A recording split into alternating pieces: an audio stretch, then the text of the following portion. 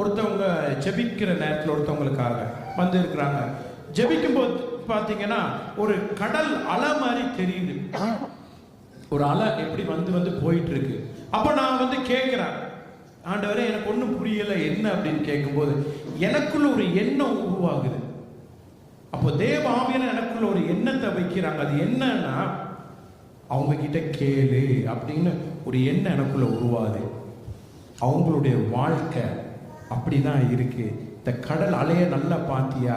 ஆமா, வருது போகுது, சேம் பிரச்சனை, சேம் ப்ராப்ளம், திரும்ப திரும்ப திரும்ப வாழ்க்கையில வருது போகுது.